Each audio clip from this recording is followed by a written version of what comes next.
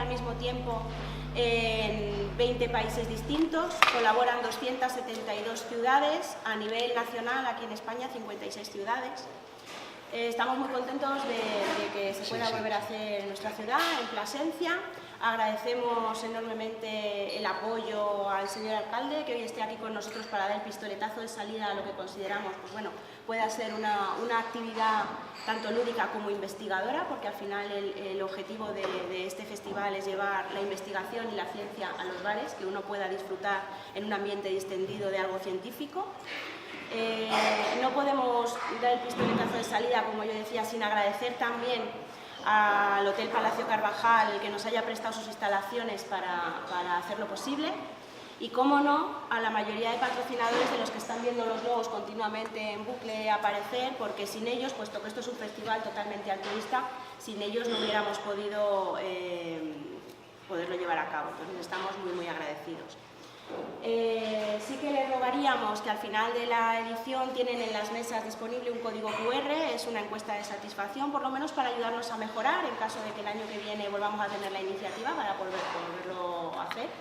Y si en algún momento quieren pasarse por las vitrinas que tenemos aquí expuestas, tengo que decirles que también es una cesión. Agradezco al propietario que tenemos por allí detrás del Museo Internacional del Estudiante de Salamanca, que nos haya cedido los artículos valiosos que tenemos aquí puestos, y ha montado una exposición de la evolución de la mujer dentro de la universidad, una exposición pionera además que no se ha montado nunca, y ha elegido la ciudad de Plasencia para poder montarla. Entonces, sin más, le cedo la palabra a nuestro alcalde y empezamos. Muy bien, muchas gracias.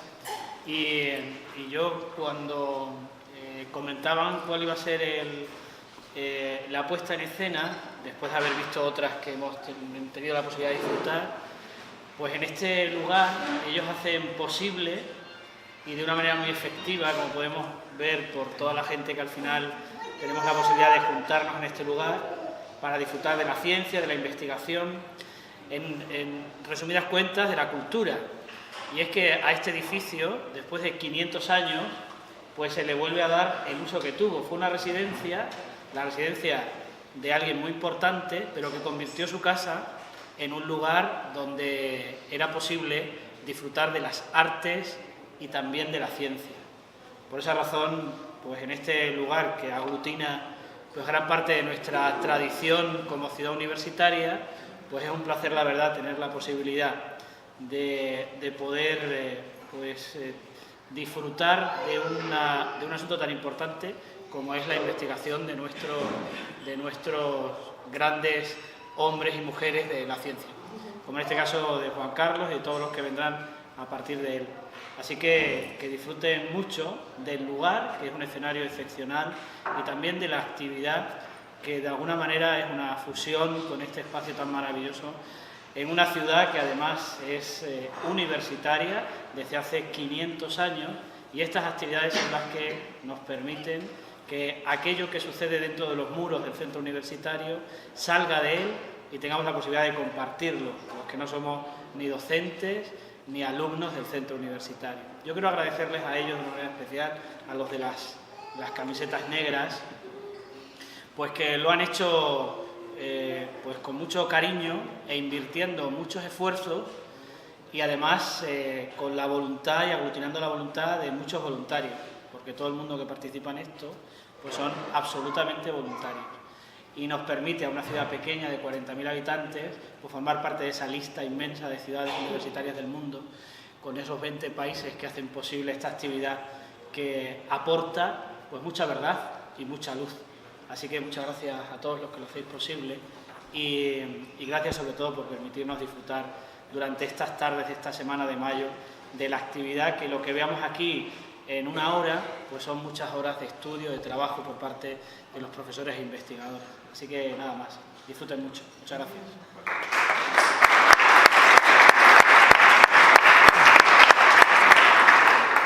Bueno, y para empezar, nuestro primer ponente, Juan Carlos Jiménez, ingeniero de montes, compañero, profesor en el Centro Universitario de Plasencia, pues va a inaugurar el ciclo de las dos conferencias que tenemos hoy. ¿Vale? Espero que lo disfruten mucho.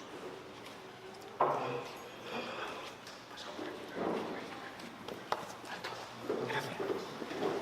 Bueno, mi plan era empezar agradeciendo a la organización el que hubiera contado conmigo, pero como tenemos confianza voy a empezar agradeciéndoos a vosotros el que estéis aquí escuchando lo que tenemos que decir. Yo podía haber optado por hablar de mi libro, hablar de lo que realmente hago yo en mi vida profesional, académica en la universidad, pero he decidido presentar una pequeña charla un poco más filosófica sobre la inteligencia de las plantas. La reflexión, luego lo contaré, surge de un problema que hubo aquí en la zona y con mi cuñado estuvimos hablando de cuáles eran las capacidades o las habilidades que tenían las plantas y cómo hemos tenido una mirada, como seres humanos que somos, cómo hemos tenido una mirada como de superioridad. Nos hemos considerado mucho mejores que otras cosas, por ejemplo, que las plantas, y hemos siempre menospreciado esas capacidades. En el resumen que yo presentaba en la edición de Prince of Science, yo decía que habitualmente los seres humanos nos consideramos inteligentes, que eso está aún por demostrar, y que me preguntaba si los animales y las plantas son también inteligentes, tienen ciertas capacidades que les permiten resolver los problemas a los que se enfrentan en su día a día. Voy a utilizar el pasador, a ver si funciona así. Con un título como ese, la inteligencia de las plantas, pues la primera pregunta es casi obligatoria. ¿Hay algún inquisidor en la sala? Comentar ciertas cosas que vamos a decir en esta charla, pues evidentemente me habría supuesto, hace no tantos años, me habría supuesto la hoguera. Pero además, la hoguera sería el paso final. Previamente me habrían sometido a muchas torturas, me habrían excomulgado, me habrían acusado de blasfemo, ¿no? Para sentar un poco las bases, quiero dejar claros dos conceptos que vamos a manejar a lo largo de toda esta charla y que son fundamentales. Por un lado, ¿qué es lo que se entiende, según el Diccionario de la Lengua Española, qué es lo que se entiende por sensible y qué es lo que se entiende por inteligencia? Bueno, ahí podéis ver que sensible es, dicho de una manera sencilla, todo aquello que sea capaz de experimentar sensaciones. Probablemente será difícil que nos pongamos de acuerdo, al menos al principio, sobre si las plantas son sensibles o no. Evidentemente, si les ponemos una película de estas lacrimógenas, no se van a poner a llorar, pero a lo mejor sí que son capaces de experimentar otro tipo de sensación. En lo que no nos vamos a poner de acuerdo, por lo menos ahora de partida, es en que las plantas son inteligentes. Ahí habrá bastante más controversia, bastante más diferencia entre lo que opinamos unos y otros. Luego iré más al fondo de la definición de inteligencia y veremos cómo sí que las plantas tienen ciertas habilidades que les permiten resolver los problemas a los que se tienen que enfrentar. Entonces, a lo mejor empezamos a encontrar un punto de conexión, un punto de entendimiento. Mi objetivo es que al menos alcancemos algunos puntos de entendimiento. El tema es, ¿inteligentes comparados con quién? Y voy a poner un fragmento de un vídeo que se hizo en la Universidad de Kioto, en Japón, sobre unos chimpancés. Y la pregunta que pone ahí es, ¿eres más inteligente o más listo que un chimpancé? Bueno, decía que uno de mis objetivos era encontrar algún punto de entendimiento y de conexión, pues probablemente todos estaréis de acuerdo, por lo menos al finalizar mi charla, que yo soy bastante menos inteligente que esos chimpancés. Esos chimpancés ven en una fracción de segundo una serie de números y son capaces de recordar la secuencia, mantener esa secuencia y obtienen un premio cada vez que lo hacen bien, un cacahuete. No fallan ni uno. Yo lo he intentado y no soy capaz de retener esa secuencia de 9 minutos. Es dificilísimo. Hay gente que argumenta que como su cerebro, evidentemente, los hombres que somos mucho mejores que ellos, tenemos que encontrar alguna forma de desprestigiarles. Y dicen, no, como su cerebro es tan lento, no, mantienen en su cerebro la impronta de esos números y entonces están todavía viendo esos números. Yo creo que hay algo más interesante, más potente, y ellos son bastante más inteligentes de lo que creemos que son. Entonces, tanto animales como otros seres vivos son capaces de hacer cosas que nos llaman mucho la atención porque partimos de una premisa de, estos son tontos, nosotros somos los listos. Bueno, Decía que esta charla surgió de un problema que hubo aquí en la zona. No sé si conocéis, ese es el roble de la Solana, uno de los árboles más singulares, de los árboles singulares de Extremadura, de la provincia de Cáceres. Bueno, pues un ser tremendamente inteligente utilizó sus habilidades para hacer esas incisiones que veis ahí abajo. Este ser inteligente, con una motosierra probablemente, abrió una serie de incisiones y, con su altísima capacidad intelectual, inyectó algún tipo de veneno, glifosato puede ser una de las posibilidades, y asesinó al roble de la Solana. Y entonces el debate que surgió es, ¿y el roble era consciente de que estaba siendo asesinado? ¿Sentía algo mientras se estaba perpetrando esa barbaridad? ¿Pudo darse cuenta?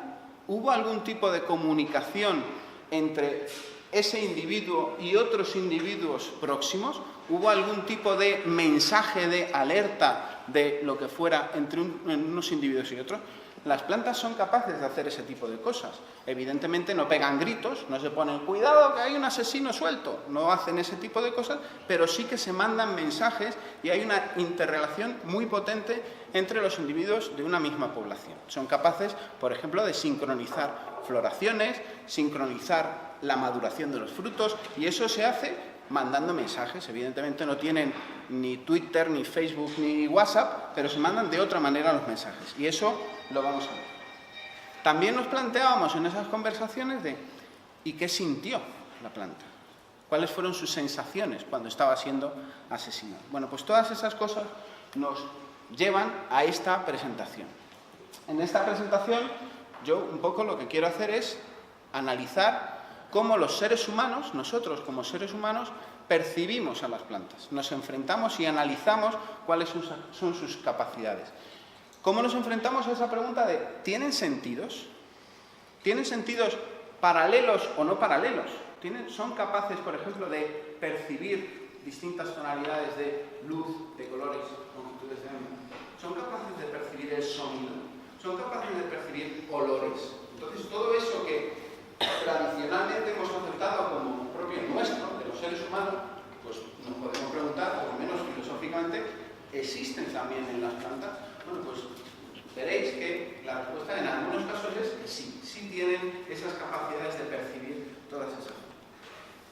Uno de los objetivos de esta presentación simplemente es que miremos a las plantas de otra manera, de una manera un poco más de más alto nivel, que seamos capaces de otorgarles otro tipo de capacidades. Probablemente eso no tendría, o no necesariamente va a tener que influir en nuestra forma de comportarnos, pero por lo menos tenemos que ser conscientes de cuáles son esas capacidades.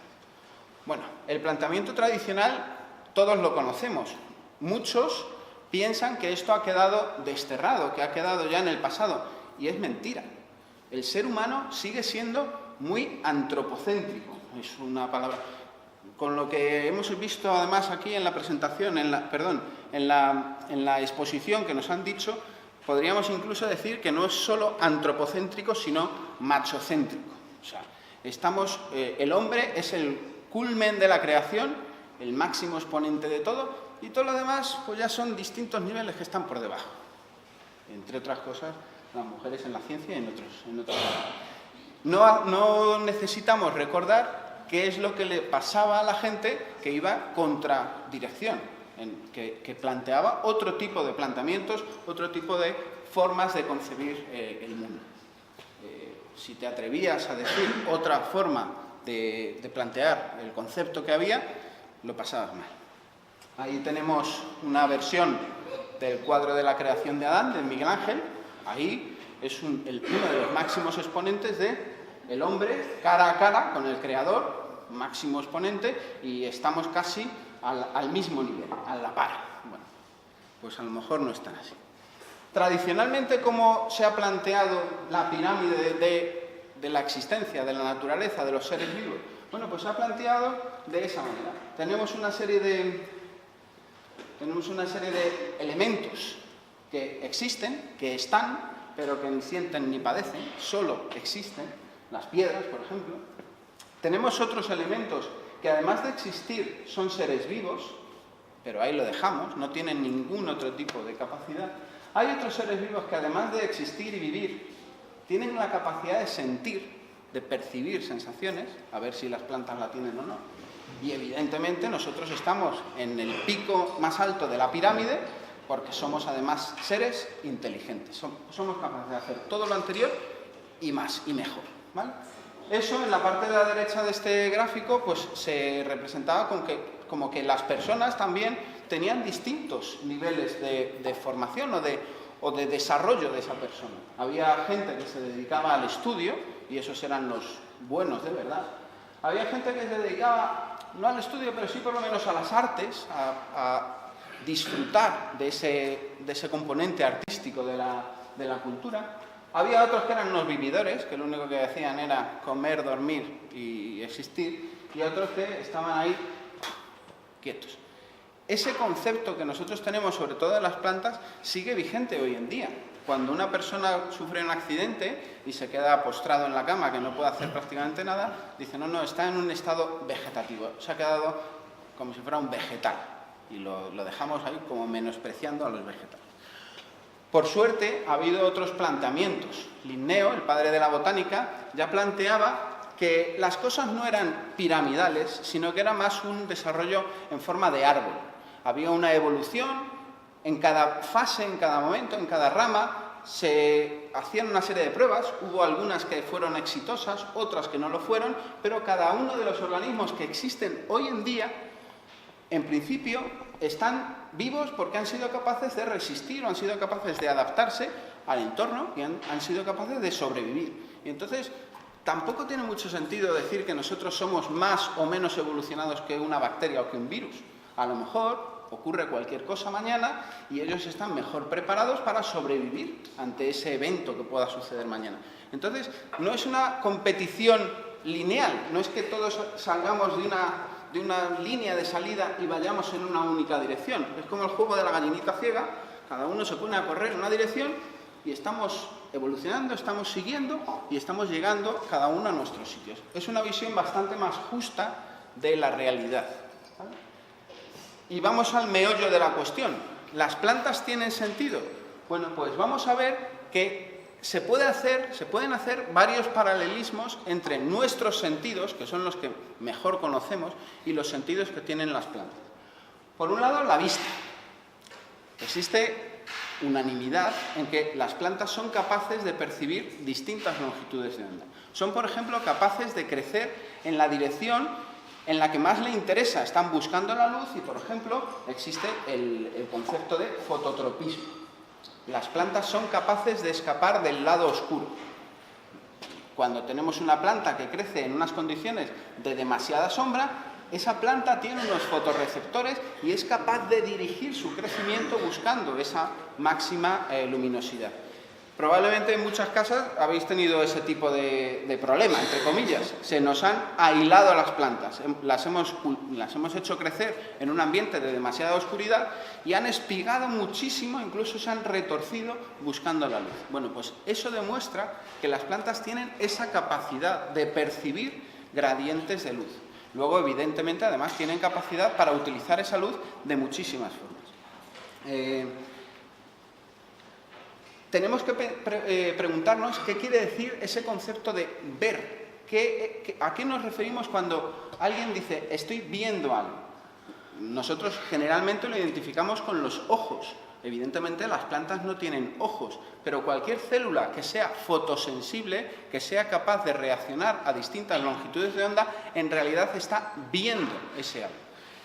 Desde el punto de vista de otros sentidos, el olfato, por ejemplo, está relacionado con la percepción de muchas moléculas que son volátiles. Ahí hay muchísimos estudios que demuestran que las plantas se comunican a través de ese tipo de moléculas volátiles. Por ejemplo, comunican mensajes de alerta o mensajes relacionados, por ejemplo, con la reproducción. Incluso no solo se comunican entre individuos de la misma especie, también se comunican con individuos de otras especies y de otros grupos, por ejemplo, de insectos. Son capaces de atraer hacia sí a una serie de organismos, de insectos, por ejemplo, para favorecer la reproducción, pero también cuando están siendo atacadas. Hay muchas plantas que cuando están siendo atacadas por un insecto malo, que le está haciendo daño, generan una serie de compuestos volátiles que atraen a otros organismos, a otros grupos, generalmente de insectos, que son buenos para ellas y que atacan a los malos. Es como una especie de grito de auxilio, me están atacando y vienen los buenos a pegarles una paliza a los malos. Entonces, ese tipo de comportamientos, ese tipo de cosas los tenemos en las plantas. Con respecto al gusto, las plantas, sobre todo en las raíces, las plantas son capaces de detectar gradientes minúsculos de ciertos elementos, sobre todo nitrógeno, fósforo y potasio. Y son capaces de decidir en qué dirección les interesa hacer la prospección. Se comportan en cierta medida como una compañía minera. Lo que están haciendo es aprovechar un recurso, esos elementos que os digo que les interesan especialmente, aprovechar un recurso y aprovecharlo de la mejor manera posible. Van haciendo catas, entre comillas, van probando, detectan que hay una concentración mejor, más óptima para sus intereses y concentran sus recursos en esa dirección.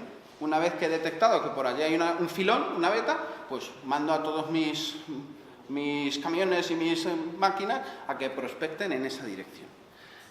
Eso se consigue con unas ciertas... Se consiguen con unas ciertas moléculas, se me ha pasado, se consiguen con unas ciertas moléculas y también está relacionado, por ejemplo, con las plantas carnívoras.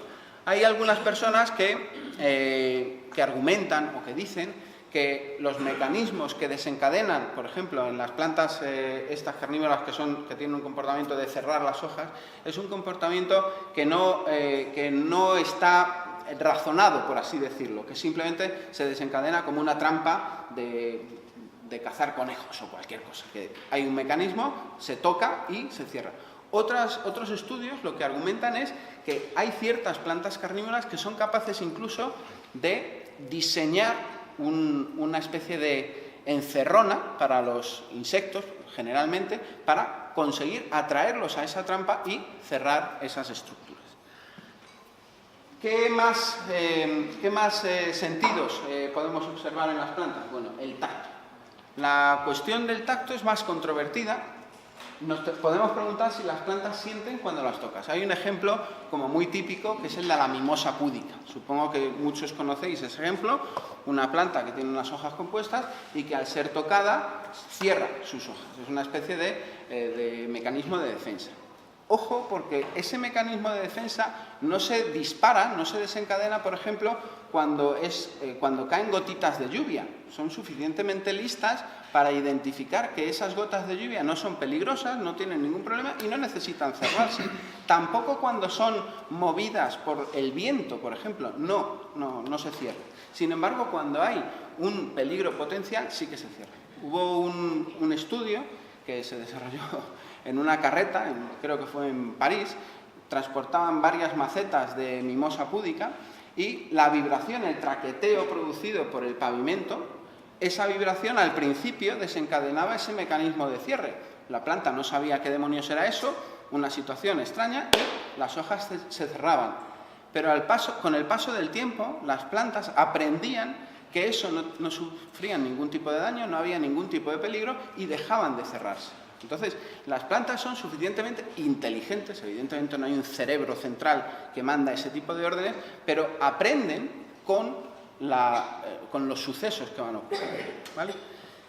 El oído es uno de los que están más discutidos y es uno de los que menos conocemos sobre cómo funciona. El comportamiento de las plantas es muy similar al comportamiento de los nativos americanos, cuando en las películas ponían la oreja pegada a los raíles del tren o cuando se ponían en el suelo para ver si venía el séptimo de caballería. Las plantas son capaces de percibir las vibraciones que se producen en el suelo y son capaces de utilizar eso para comunicarse. Bueno, no para comunicarse, no generan las vibraciones, pero sí que reciben esos estímulos de fuera y todavía hay que investigar qué son capaces de hacer con ello. Y además, otros 15 sentidos que ni siquiera nosotros tenemos. Las plantas son capaces de hacer cosas que nosotros ni nos imaginamos que se pueden hacer. Por ejemplo, son capaces de medir la humedad del suelo y localizar el agua a distancia. Ya no es que detecten el gradiente en el suelo, sino que perciben con pelos, con unas estructuras en las raíces, unas microvellosidades en las raíces, consiguen detectar en qué dirección está el agua a distancias respetables, distancias de metros. Y entonces desarrollan el crecimiento de las raíces en esa dirección que es hacia donde está el recurso. Son capaces de sentir la gravedad, cosa que a nosotros nos cuesta bastante. Nosotros cuando nos desorientamos, si habréis visto esas películas que se cae un señor en un helicóptero y se cae al agua, es difícil saber dónde está hacia arriba y dónde está hacia abajo, tienes que mirar las burbujitas que suben tal. Pues las plantas son mucho mejor, están mucho mejor preparadas para detectar ese campo de la gravedad. Y también campos electromagnéticos, ¿vale? Ya he comentado que son capaces de medir gradientes químicos tanto en el suelo como en el aire, ¿vale? Os decía que era mucho más difícil que nos pusiéramos de acuerdo, si era difícil ya ponerse de acuerdo en que las plantas son sensibles, yo creo que ahí más o menos puede haber unanimidad, es mucho más difícil ponerse de acuerdo en que las plantas son inteligentes. Y aquí hay que diferenciar dos entradas del diccionario. Una sería la capacidad de resolver problemas, veremos ante qué problemas nos tenemos que enfrentar todos los seres vivos, y luego también aquello que tiene que ver con las habilidades, las destrezas y la experiencia, acumular experiencia, conocimiento previo para poder aplicarlo. Pues quizás las plantas no están tan lejos de ser inteligentes. ¿Qué habilidades tienen? Pues, por ejemplo, tienen habilidades para adquirir y aplicar conocimiento. El ejemplo que os ponía antes de la carreta, las plantas se dan cuenta de que una determinada experiencia puede ser potencialmente peligrosa y reaccionan de una determinada manera, pero con el paso del tiempo ven que eso no es peligroso y dejan de reaccionar de esa manera. Están acumulando experiencia y reaccionando de la manera que consideran más interesante o más útil para sus intereses.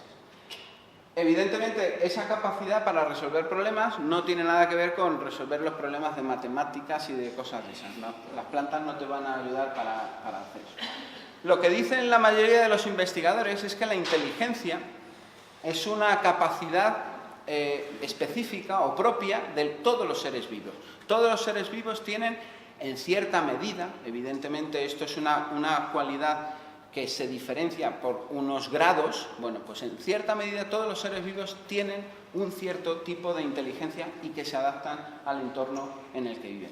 El corolario o la deducción que sacamos de eso es que sin inteligencia no es posible que exista la vida, porque todos los organismos vivos tienen que, entre comillas, tomar decisiones. ¿Qué son capaces de hacer las plantas? Bueno, pues pueden desarrollar estrategias complejas para defenderse de esos predadores. Pueden, por ejemplo, atraer a otros organismos que las defienden, atraer, por ejemplo, a determinados insectos que protegen a la planta como si fueran casi ellos mismos. Superan obstáculos, son capaces de rodear obstáculos para llegar a su destino. Nosotros les ponemos una barrera física, pero ellas saben que la fuente de agua está en esa dirección y son capaces de dar un rodeo para conseguir llegar a donde quieren llegar. Se ayudan unas a otras, son capaces de compartir recursos, por ejemplo. Es muy habitual que las plantas estén conectadas por las raíces y hay una transferencia de nutrientes, de elementos de unas plantas a otras.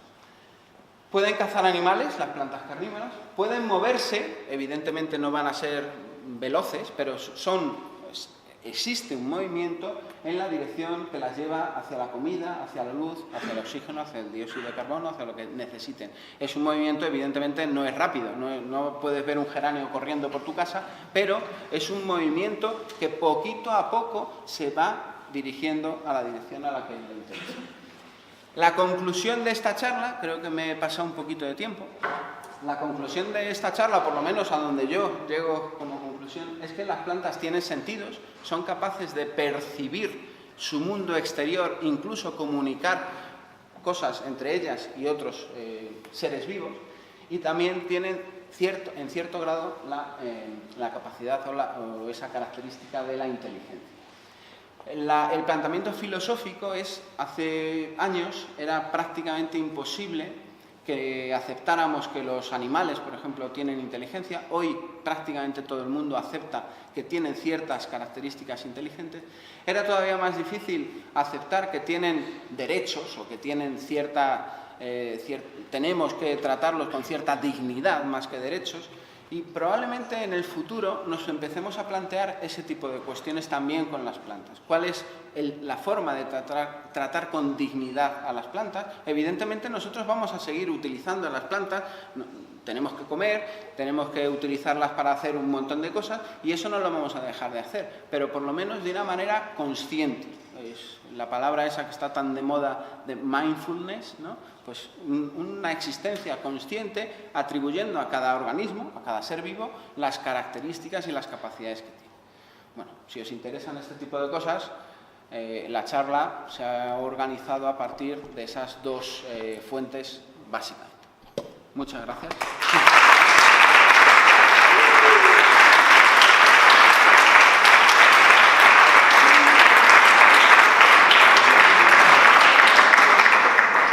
Bueno, vamos a abrir ahora un pequeño turno de debate de como 5 minutos. ¿Hay alguien que tenga alguna pregunta o alguna duda para Juan Carlos? Ninguna. ¿Nos ha quedado todo claro? ¿Lo tenemos todo claro? Pues nada, Juan Carlos, fabuloso.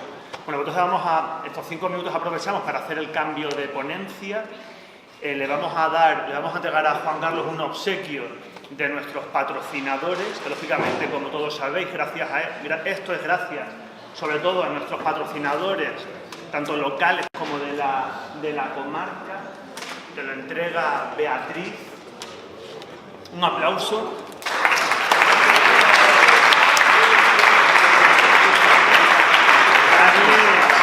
Darles las gracias tanto a los ponentes de hoy como a los patrocinadores, tanto a la joyería Rodiel como a Plasencia Sabores, Jaco Oliva, el Tío Picho, el Pimentón de la Vera La Dalia, gracias a la imagen y sonido de José Alberto.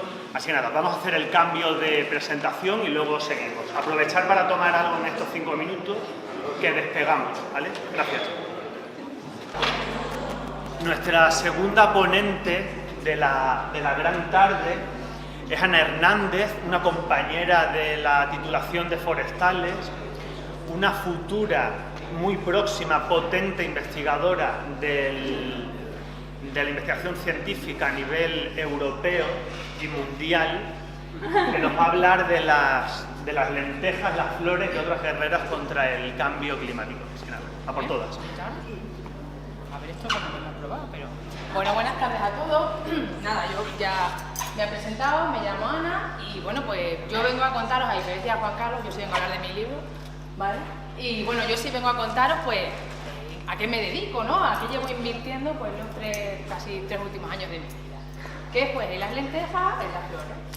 Vale, pues mirad, bueno, yo trabajo en el grupo de investigación forestal y bueno, yo vengo a deciros qué es lo que hago yo, pero en realidad lo hago yo y todo el grupo de compañeros, ¿vale?, que trabajan conmigo. Entonces, bueno, pues yo estoy haciendo mi tesis doctoral y mi tesis pues habla de las mejoras de pastos en dehesas con mezclas ricas en leguminosas. Entonces yo estoy aprovechando pues que hay gente muy amable, pues que en sus fincas está mejorando sus pastos, pues, sobre todo pues para que sus animales pues tengan más alimentos. Y yo pues estoy aprovechando pues para ir allí a escudriñar suelos, plantas y ver pues y aprender un poco más sobre qué hacen las leguminosas. Entonces, bueno, lo primero que quería preguntaros, ¿no?, comentar es qué son las leguminosas, porque yo estoy segura que para vosotros pues las leguminosas es esto que veis aquí, ¿no?, las judías, los chícheres, los garbanzos, esos son las leguminosas para la mayoría de la población. Pero, claro, esto es un poco engañoso. Yo digo, igual la gente va a venir, porque ya ha habido a alguien así, pues, ¿y esto de las lentejas, Aquí ni va a haber Masterchef, ni va a haber nada de nada. O sea, las leguminosas hoy van a ir por otra parte, ¿vale? Y es que, mira, las leguminosas, si no hay ningún botánico, que bueno, aquí hay un poco de pelea, pues bueno, vamos a dejarlo así a grandes rasgos, son 3 grandes subfamilias, ¿vale? Son las fabáceas, que a todos os sonará fabácea de habas, ¿no?, que pues, es lo que todos conocemos por leguminosas, ¿no? Lo que hemos dicho, las legumbres. Y también pues todas las familias de los tréboles, ¿vale? Los lotus, los ornitopus, muchas otras familias de plantas que son con las que fundamentalmente yo trabajo. También están las mimosáceas, me voy a poner aquí porque esto de cruzarse queda un poco mal. Las mimosáceas, que las mimosas pues ya sabéis todos cuáles son, y las cesalpináceas, que son pues los algarrobos, el árbol del amor este tan bonito que ponen por las calles con las flores rosas, bueno. Entonces, ahora ya que tenemos un poco más claro qué son las leguminosas, pues yo voy a empezar a contaros por qué son unas plantas tan especiales. Porque ya os digo que decía Juan Carlos que las plantas eran inteligentes. Bueno, pues si lo son, estas son las más inteligentes de todas, ya lo digo. ¿Qué capacidad especial tienen las leguminosas?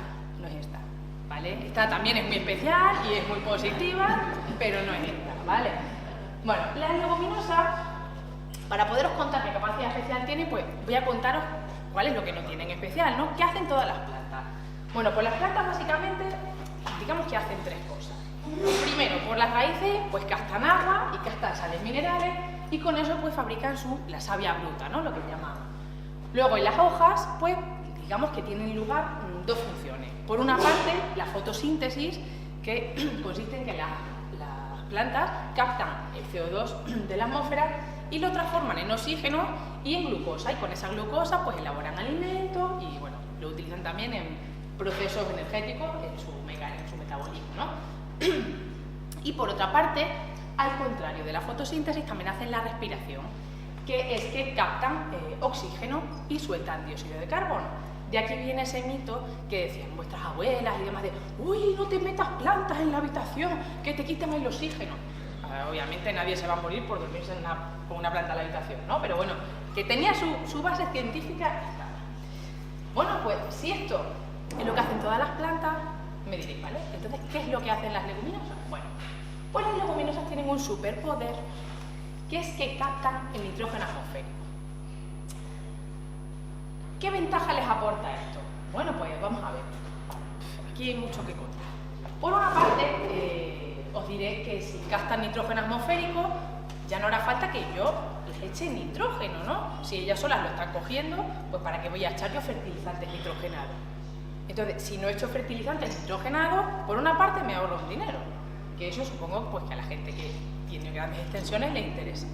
En segundo lugar, aparte de ahorrar un dinero, y más importante, estoy ahorrando un montón de contaminación, porque ya sabéis, y si no sabéis os lo digo yo, que los nitratos son pues, uno de los mayores problemas de contaminación global, ¿vale? Y si no tengo que echar nitrato, no hace falta que los fabrique, y si no los fabrico, me estoy ahorrando un montón de emisiones a la atmósfera. Ahora ya vais pillando lo de lentejas guerreras contra el cambio climático, ¿no? Vale. Entonces, digamos que por haceros un símil, ¿no? De por qué es tan importante esta capacidad. Imaginaos, porque claro, pues tú me diréis, bueno, pero a ver si estas captan nitrógeno, las otras plantas de alguna manera vivirán, cogerán el nitrógeno de alguna forma. Pues sí. O sea, el resto de las plantas capta el nitrógeno del suelo, porque normalmente está presente en el suelo. Pero claro, no vale el nitrógeno de cualquier manera. El nitrógeno tiene que estar normalmente pues, en formas aprovechables, pues como el amonio, por ejemplo, ¿vale? Entonces, claro, si hay nitrógeno, pero no está en forma aprovechable, y yo tengo la capacidad de captar el nitrógeno atmosférico, tengo una ventaja respecto al resto de las plantas. Por poner un símil Masterchef, que sé yo que ese canal conecta. Imaginaos que yo le digo ahora a mi madre, mamá, ¿me podría enrollatearme un tupper de cocido, tal, que a mí me da pereza? Y mi madre me da en una bolsa tocino, chorizo y garbanzo. Pues sí, está ahí, o sea, el nutriente está ahí, pero eso no está asimilable, ¿vale? Entonces, esa es la importancia que tiene esta capacidad, ¿no? Vale. Entonces, bueno, yo ya estoy diciendo que sí que lo de las leguminosas, pues que yo las amo, o sea, que son las mejores plantas, las más inteligentes, que de verdad, o sea, ¿veis cuando la gente se compra un cachorro pequeño que le da con la jeringuilla, leche y tal? Yo lo mismo con las leguminosas, o sea, yo las dejaba a botas con la jeringuilla, que mirad, o sea, yo las quitaba sus malas hierbas. Cuando bajaba y se me habían secado un poquito, bueno, era que eran disgustos, o sea, yo las quiero, o sea, son las mejores, pero es que tengo que ser sincera, y es que, o sea, todo eso que os he contado es mentira. Porque en realidad las leguminosas no gastan el nitrógeno. El nitrógeno se gasta en las raíces. Y me digo, bueno, pues eso son las leguminosas. Ya, pero no. Porque se capta aquí, en estos nódulos. Y esos nódulos no son solo leguminosas. Y para deciros que son los nódulos, voy a contar un poco. Imaginaos que pudiéramos hacer, ¿no?, como la peli esa de Cariño encogida a los niños, y bajar pues, a ser pequeñitos, ¿no?, y entrar en la zona cerca de las raíces, lo que es la rizosfera. Bueno, pues ¿qué encontraríamos en el suelo, como os he puesto? Bueno, pues lo primero que encontraríamos sería lo que todo el mundo llama tierra, ¿no? Que no, eso es como una aberración científica, pero era la tierra. La tierra, ¿qué más habría? Hongos, que si ya están con las raíces, pues se llaman micorrizas, nematodos, porque son como una especie pues eso, ¿no?, de gusanos, que normalmente en muchos casos son malignos para las plantas. Y luego, bueno, pues hay bichos, que pueden ser lombrices, hormigas y todo ese tipo de cosas, ¿no? Pero está una cosa mucho más importante, que la quiero ahora ya casi tanto como las leguminosas, que son las bacterias, ¿vale? Entonces, aquí viene el truco. Las bacterias y las leguminosas tienen una relación muy especial y una relación de simbiosis. ¿Qué pasa en esta relación? Pues mirad, la planta a la bacteria le ofrece carbono, ¿vale? Y la bacteria a la planta le ofrece el nitrógeno, es decir, realmente los que captan el nitrógeno atmosférico no son las leguminosas, son las bacterias. Pero claro, como ya viven en la raíz de la leguminosa, pues ahí todos salimos beneficiados, ¿vale? Entonces, pues bueno, esta es la realidad de la relación. Por eso las leguminosas son capaces de captar el nitrógeno atmosférico. Vale, y me diréis, bueno, entonces Ana, si nos has dicho que las leguminosas están en el suelo, con sus raíces, y que las bacterias están ahí también, ¿por qué hacen simbiosis con las leguminosas y no con las gramíneas, ¿no? Yo sé, con el trigo, con otro tipo de plantas. Pues es que había dicho que las leguminosas son muy listas, están más inteligentes, como dice Juan Carlos. Las leguminosas están ahí plantadas en el suelo y entonces ellas, como son listas, ya lo he dicho, pues notan que hay presencia de rizobio. Entonces cuando notas que hay rizobio, les mandan como señales, ¿no? Eso es como cuando sales a un bar, tal, a ligar, ¿no? Bueno, ya hace años, pero bueno. Entonces, emiten señales que se llaman flavonoides. Entonces, los rizobios, cuando captan esa señal, dicen, ostras, aquí hay leguminosa y aquí puede haber una buena raíz. Entonces, el rizobio va hacia la raíz y se pega al pelo, a un pelo radicular, ¿vale? Entonces, el rizobio, claro, ya en cierto modo, como decía Juan Carlos, ¿no? O sea, la planta es inteligente, se comunica. Y pues le envía a la planta una señal para que sepa que ya está y que ya está preparado para hacer el nódulo. Y ese rizobio lo que hace es segregar unos factores que se llaman factores de nodulación, ¿vale? Entonces, así pues se produce la infección. Esto en realidad es una infección. La bacteria, ¿vale?, infecta a la planta. Lo que pasa es que en este caso pues una infección beneficiosa. Y así se forma pues la bonita relación de amor del nódulo, ¿vale?, con la leguminosa. Y ahí tendríamos pues tendréis un poco, sabréis cómo funciona ese sistema. Ahora, pues como la intención de esta pequeña charla, ¿no?, es contaros pues cuál es nuestro día a día, en qué trabajamos los científicos, que bueno, una palabra es como un poco grande, pero bueno. Pues bueno, yo voy a contar un poco qué he hecho yo para estudiar los rizobios. Mira, los rizobios habéis visto que salen en la raíz, ¿no? Muchos puntitos. Bueno, pues se cogen uno a uno, se lavan, se cultivan en placas. Luego las placas se aíslan y al final pues, tienen unas bonitas colonias de colorines con diferentes bacterias. Mira, estas que son como mojitos transparentes, estas son los rizobios. Pero claro, me digo, pues tú has ido a cultivar los rizobios, pero ahí te sale un montón de colorines. Pues sí, ¿eso qué indica? Pues que en los nódulos hay muchas más cosas además de los rizobios. Ya veis que hay lila, roja, naranja, hay muchas más, pero no voy a poner tantas. ¿Qué es esto? Pues estoy en ello. No todavía lo sé, pero lo que sí es, o sea, lo que está claro es que esas bacterias probablemente tengan una importante función también. Probablemente igual pueden colaborar con los rizobios, ¿vale? Pero bueno, es un campo que está ahí todavía y hay mucho que trabajar en él.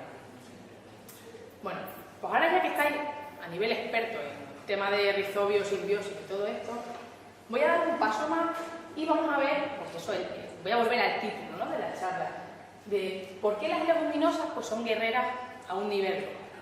Y ahora, bueno, ahora viene como el momento de las confesiones, ¿no?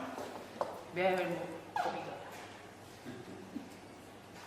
A ver, ahora ya viene el calor y todos nosotros aire acondicionado, ¿no? A tope en casa. Y en el coche también, no va a ser que en casa esté fresco y en el coche con calor.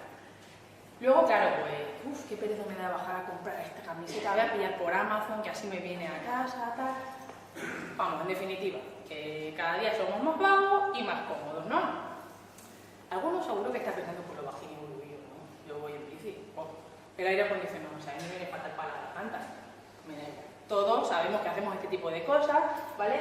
Y en el fondo, pues, esas cosas que nos hacen la vida más cómoda, lo que hacen es que pues, estamos emitiendo un montón de porquería a la atmósfera y a muchos más sitios, ¿no? Y entre esa cantidad de porquería, pues está el dióxido de carbono famoso, ¿no? El CO2. Entonces, ese CO2 lo que hace, pues es que desequilibra el ciclo del carbono.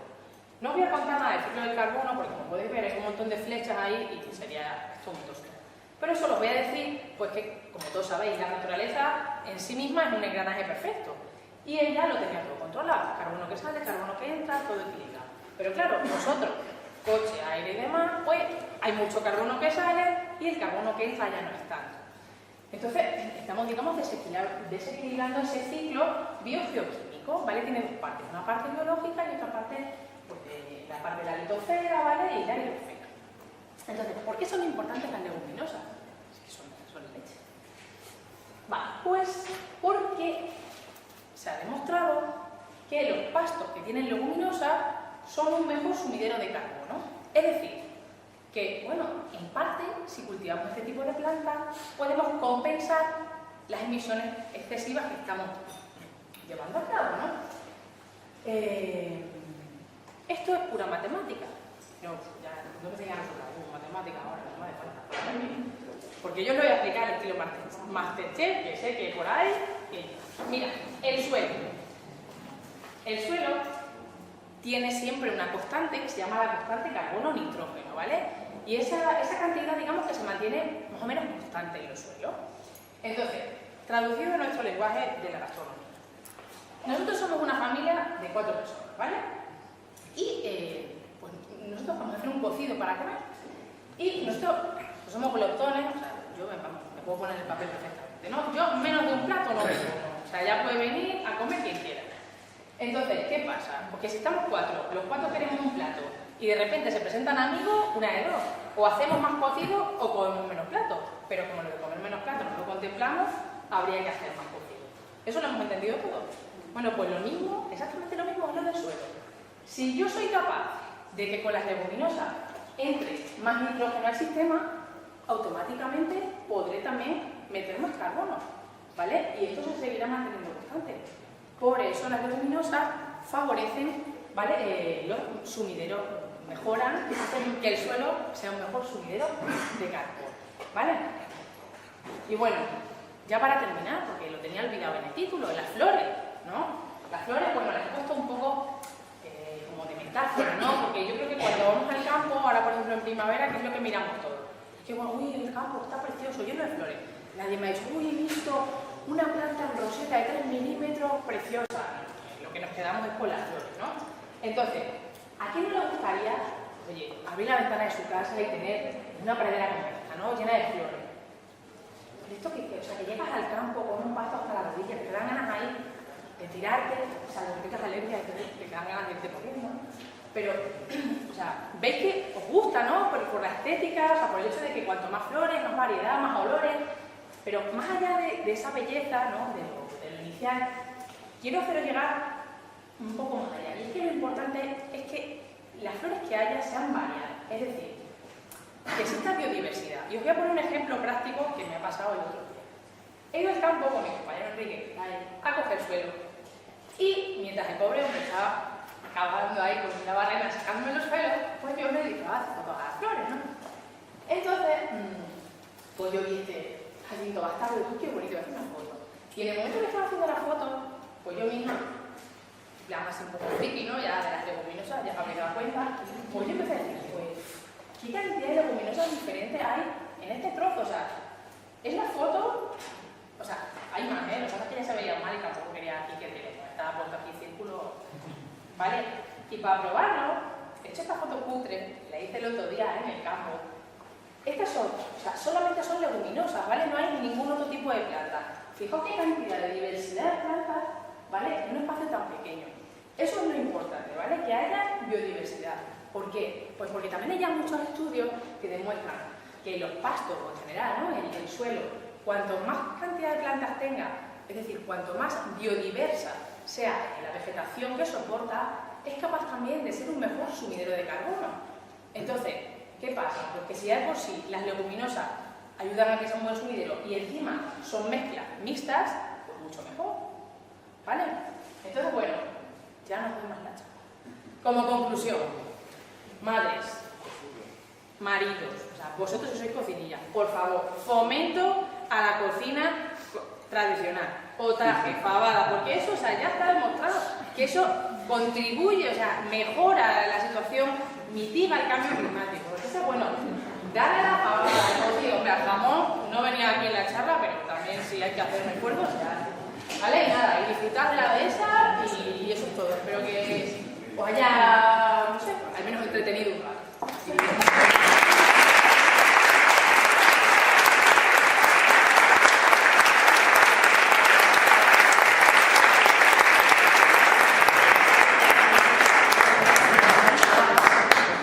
Bueno, pues como veis yo creo que ha sido muy útil para todos. Yo me lo he pasado muy bien. Te doy las gracias. Y no sé si queréis hacer un turno de preguntas, alguien que quiera preguntar algo, que no le haya quedado claro, animaros para poder ahora tener más cerquita antes de que se vaya. Bueno, no hace falta coger nerviosa. Si no sentís necesidad de preguntar, Pues lo agradezco. No, hay que recordar. bueno, pues en principio agradecerte que hayas venido. A vosotros y a todos por estar aquí, porque estamos todos muy ocupados y de verdad que se agradece mucho que esta mañana, o sea, voy a reconocerlo, he hecho presión en el grupo de WhatsApp que tenemos los compañeros de trabajo y he dicho, ya podéis estar todos allá a las 8, porque luego para quejarnos de, es que en este país no se invierte en ciencia, es que los científicos no se lo reconocen. Bueno, pues esto es una forma también de demostrar que la ciencia interesa y que, oye, que tiene un interés, ¿no? Así que gracias a todos por estar aquí.